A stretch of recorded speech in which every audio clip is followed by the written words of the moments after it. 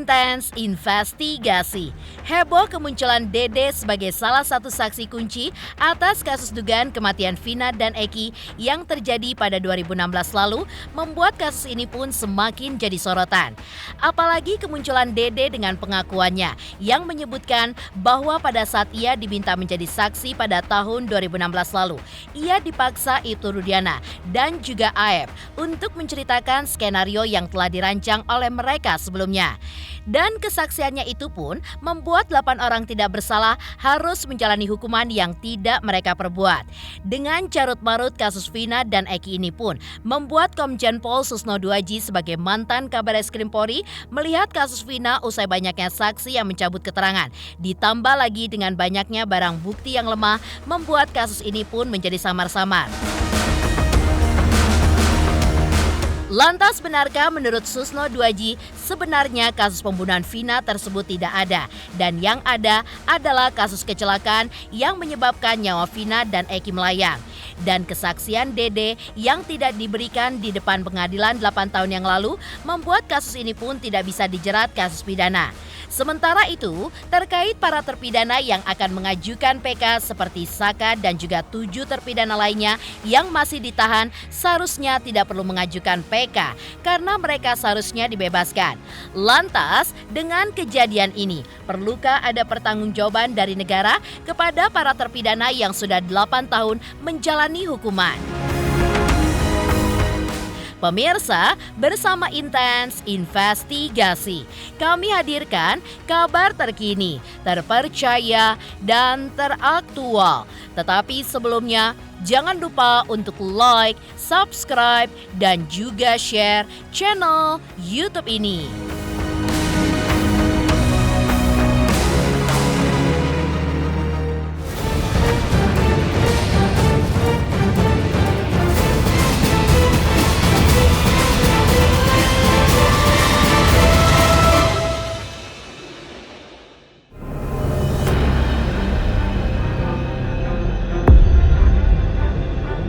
Sebagai mantan Kabareskrim Polri, Komjen Pol Susno Duaji melihat kasus Vina dari perspektif yang berbeda.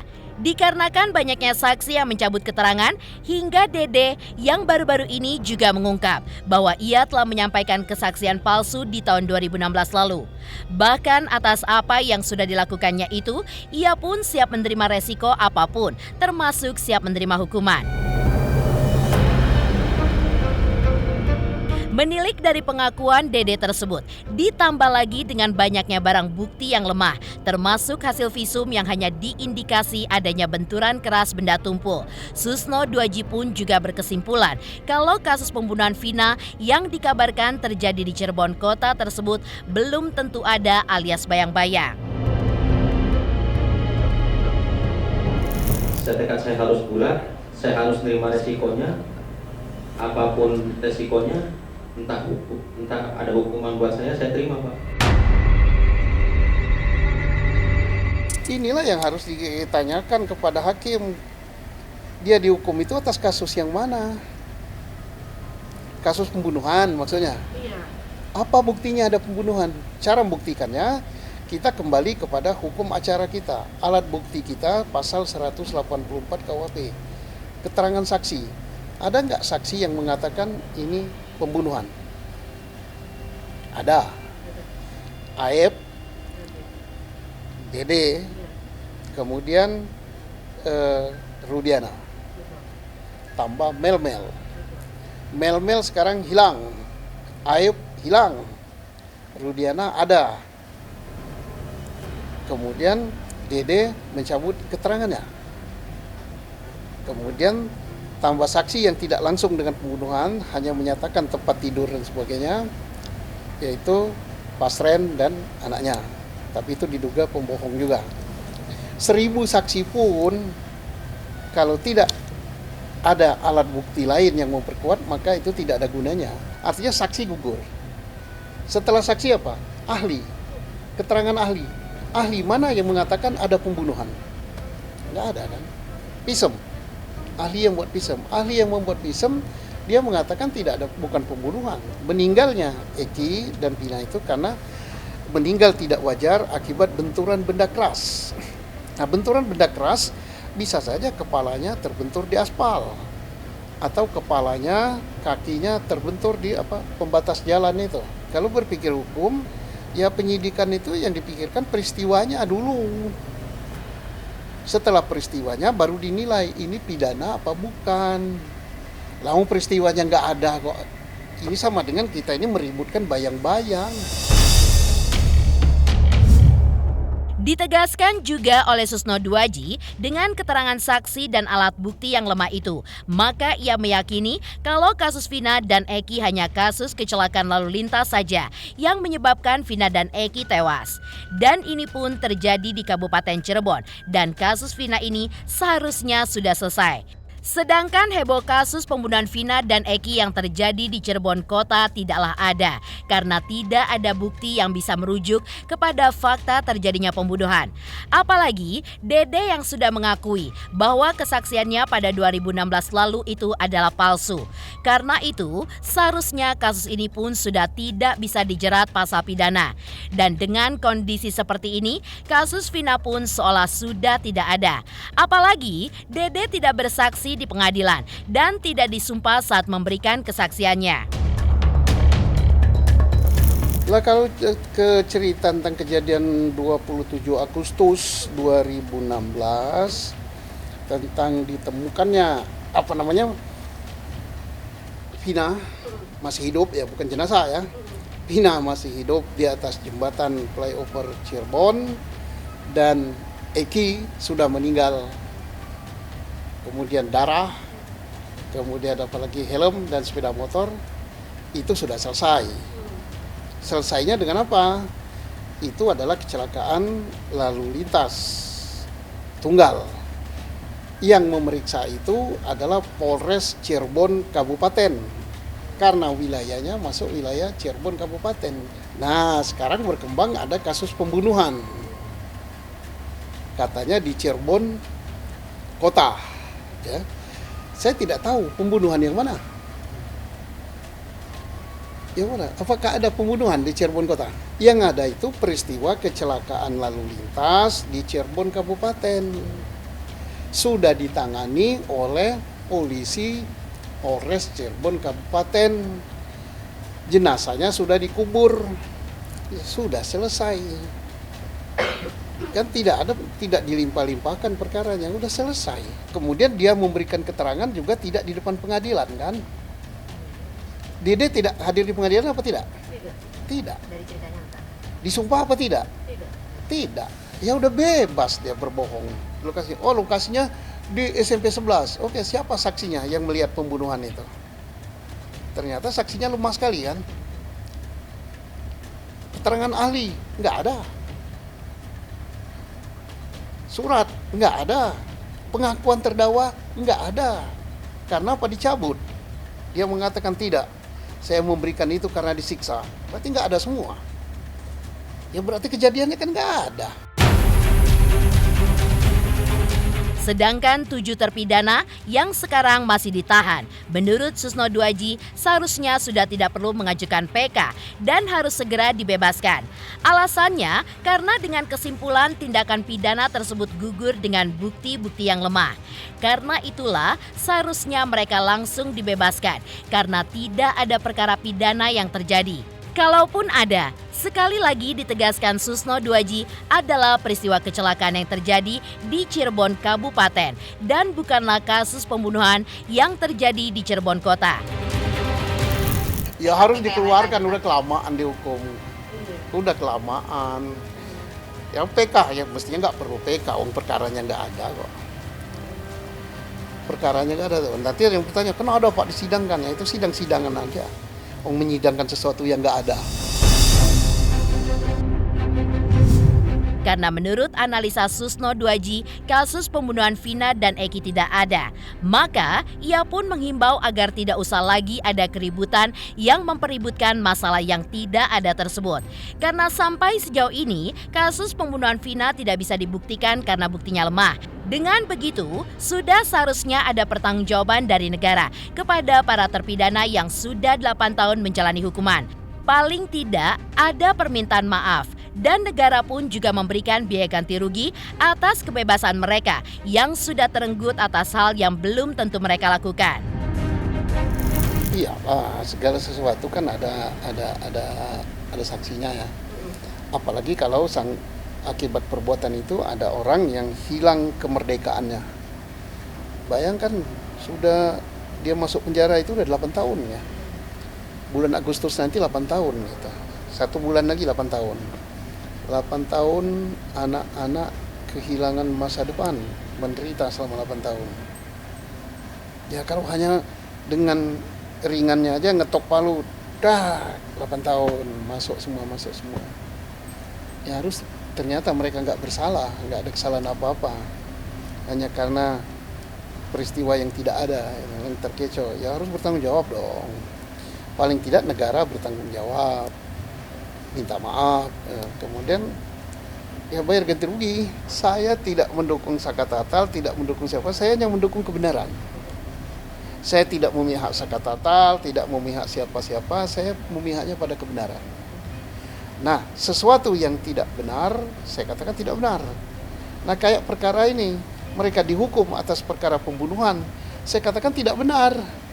Mengapa? Pembunuhannya nggak ada kok. Lalu seperti apa kuasa hukum Peggy Setiawan yang mempertanyakan mengapa pihak Rudiana hanya melayangkan somasi saja dan bukan laporan secara hukum kepada Dede dan Dedi Mulyadi jika ia memiliki bukti yang kuat. Pemirsa, bersama Intens Investigasi, kami hadirkan kabar terkini, terpercaya, dan teraktual. Tetapi sebelumnya, jangan lupa untuk like, subscribe, dan juga share channel YouTube ini. Selamat untuk Intens Investigasi karena sudah mencapai 3 juta subscribers di YouTube. Sukses selalu and all the best.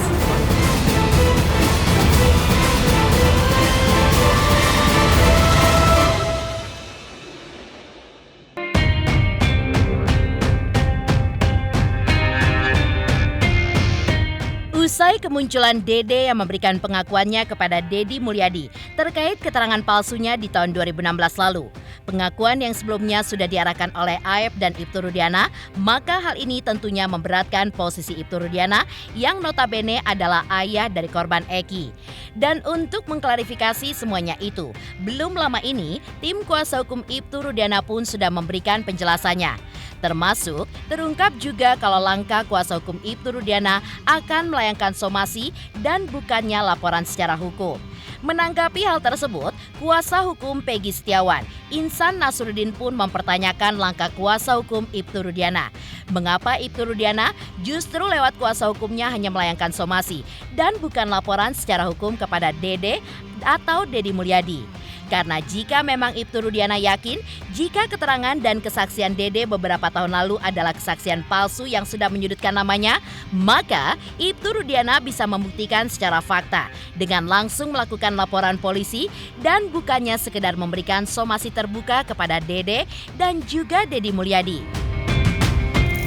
Kalau saya lihat ini tidak relevan somasi itu ya. Artinya seharusnya kalau memang Dede ini membuat sebuah kekeliruan atau kesalahan atau menyudutkan Rudiana, rasa-rasanya tidak perlu somasi. Kalau saya jadi lawyernya Rudiana, saya langsung melakukan laporan polisi kalau memang benar apa yang dikatakan oleh Dede itu adalah keliru. Tidak perlu lagi pakai somasi kelamaan. Langsung buat aja laporan polisi. Kalau bagi saya, tapi makanya saya bilang, apakah yang disampaikan Dede adalah sebuah kebenaran atau apakah itu sebuah kekeliruan? Ya biar nanti diuji dalam pengadilan, biar novum nanti dijadikan bukti baru, biar diuji keterangannya dia, akankah terjadi persesuaian? Kan sederhananya seperti itu.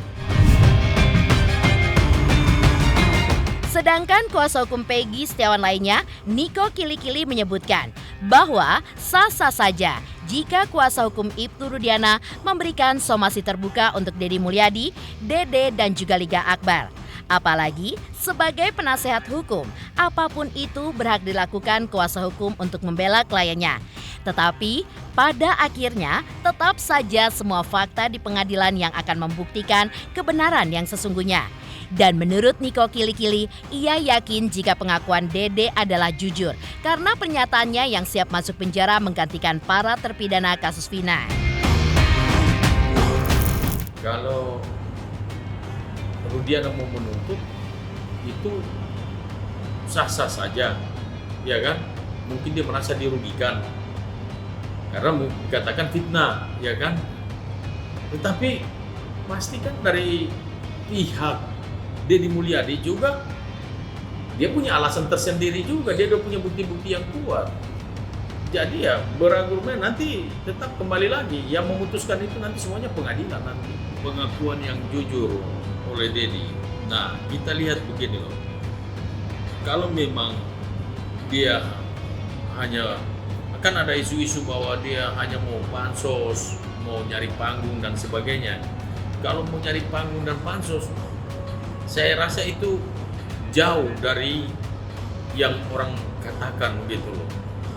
Mau ngapain dia mau nyari panggung atau mau pansos? Dia siapa? Kan begitu.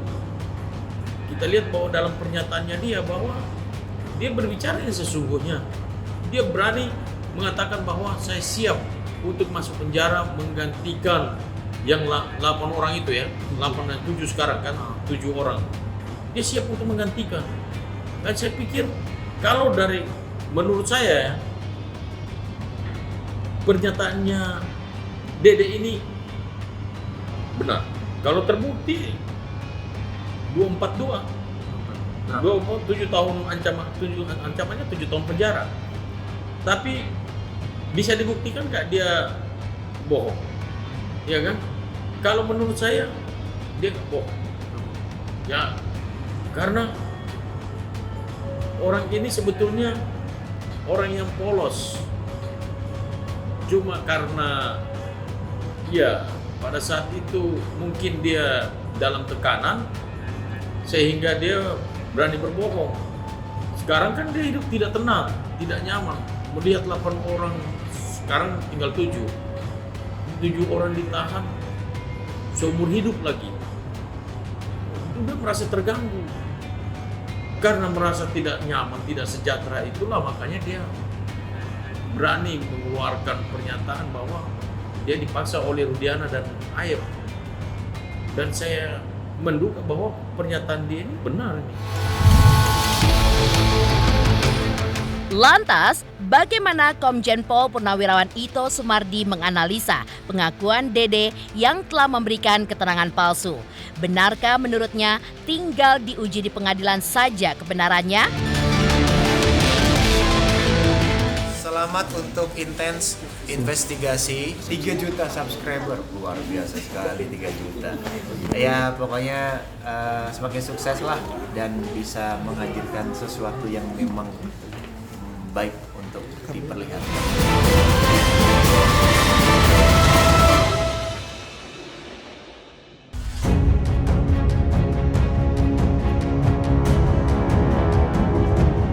Pengakuan Dede yang sudah memberikan kesaksian palsu untuk kasus Vina ini juga menjadi perhatian Komjen Pol Purnawirawan Ito Sumardi. Dan ia pun memberikan analisanya bahwa kesaksian Dede yang menyebut dirinya diarahkan oleh Ibtu Rudiana pada 2016 lalu perlu dibuktikan kebenarannya. Dan hal tersebut hanya tinggal menunggu kepolisian untuk membuktikan kebenaran dari keterangan yang sudah Dede berikan.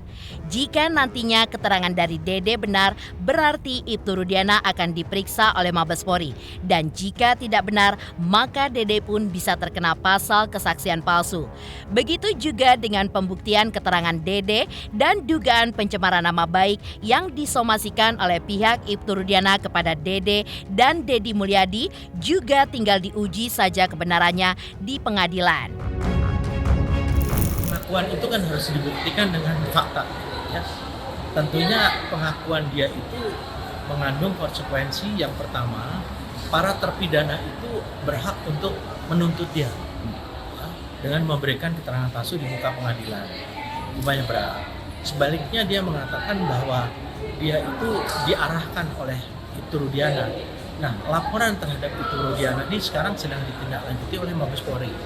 Kalau memang terbukti laporan itu, maka betul Dede telah melakukan memberikan keterangan palsu atau tidak sebenarnya. Tapi kalau tidak, berarti dia terkena untuk pasal mencemarkan nama baik, fitnah, maupun menyebarkan berita bohong melalui elektronik ya yang telah diunggah yaitu oleh Pak DM ya.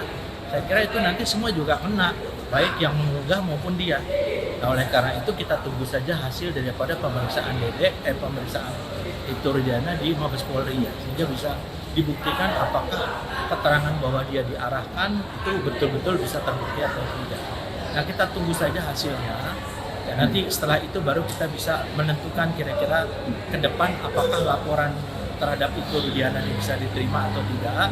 Kalau misalnya tidak, tentu ada konsekuensi hukum untuk tuntutan terhadap saudara Dede. Ya.